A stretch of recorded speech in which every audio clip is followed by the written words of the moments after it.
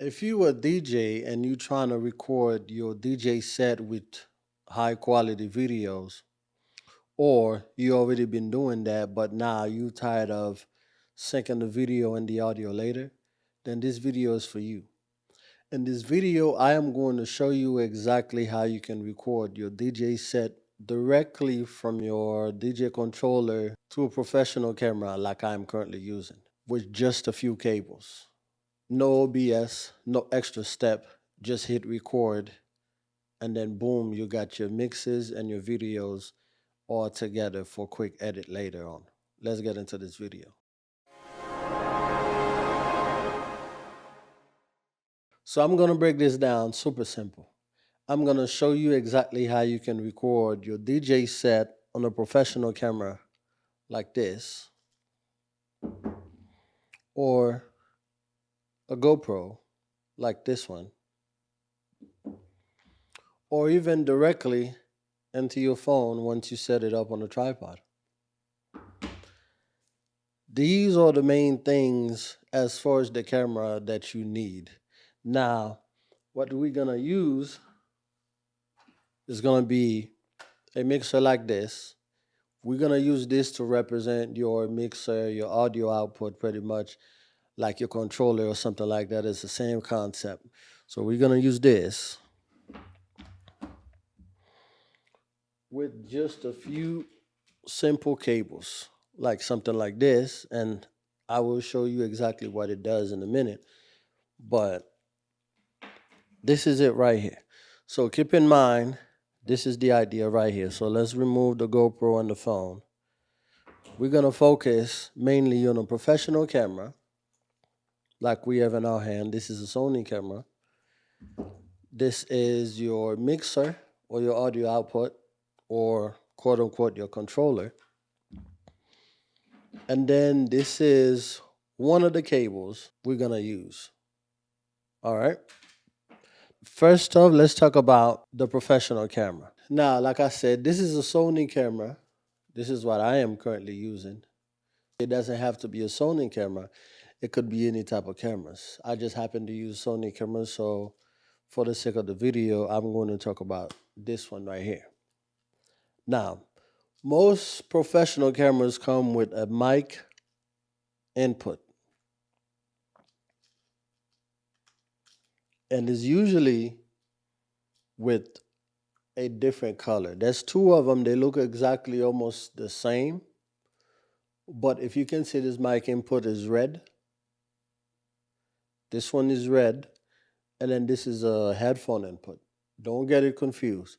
The red one, which has a little mic symbol next to it, is for the mic.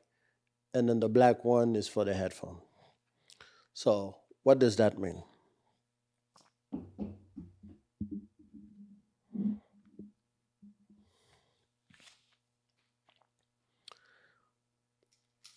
So what does that mean for us? What? Your DJ controller or mixer puts out the sound. And instead of recording the sound from the speakers, we're sending the sound straight into the camera from your controller or the mixer. And on this case, let's say your controller only have two outputs, which are XLRs. Usually in the back of your DJ controller, you have a booth out. You can use the booth out for these 1/4-inch jacks to go there. So on mine, I have two different outputs. I have the master out in XLR and 1/4-inch. So I'm not even gonna use the master out. On this one, I have headphones out, where I can simply listen to my headphones from here. The first method, if we were to use the master out, we would have to connect this left and right to the master out. Now, on the other end of this cable, we're left with this tip. Now, which is not the same size as the one that comes with the camera. They're not the same size. Now, you can buy a converter that is extremely cheap online, which is what I have on this one right here. This is a converter that goes from 3/4 to a 1/4 inch. With this tip that is left on that same cable, you plug it directly into the mic input on your professional camera. Now, basically, you have sound going directly from your DJ controller or your mixer to the camera. It doesn't stop there. Once you finish having this connection going from your mixer or DJ controller to the camera, there's a few things you need to do. You need to go on your camera, make sure it's in manual mode, not automatically adjust audio levels on the camera. On the next video, I'll show you exactly how you can do that to adjust your volume on the camera. Now, because the audio is coming in from here, it's coming in hot. Any low volume is going to be extremely loud. So that's where you need to control it from your mixer or the DJ controller, as well as on the camera itself, just to make that conversion so it doesn't sound distorted or it doesn't sound too loud, or else you won't be able to use it. This is the way that I do it. I would put this back on. I would plug it into this. You see this right here? This is going to be the main thing that we're using. So I would put this where the guitar input is to convert the audio to a digital audio. Now, with that being said, on this audio interface that I am currently using, there's a headphone jack, just so you can monitor the amount of sound coming into your port right here. Now, this is where I would hook up something like this. Plug it directly into the headphone jack. Monitor up and down the volume for the headphone or for the sound that's going out. And then on the other end of this cable, plug it directly into your camera. All right. So there's a headphone jack in here. You connect this in here. The other side, which would be something like this, it looks like a TRS jack. You plug this in the back of your professional camera. Now you have audio. You already have video going on. However you set up your video, we can get to that in the next video. But with this setup now, all of a sudden you have audio. So this is as simple as it can get. And then you just monitor and make sure you put on the headphone on the camera, listen to the audio that's coming in, and then adjust your volumes that way and the audio level on the camera, you're good to go. The next setup is you plug this in, and on the other end, you have a USB-C plug or a lightning plug for your older iPhones. So I have an older iPhone in my hand right now.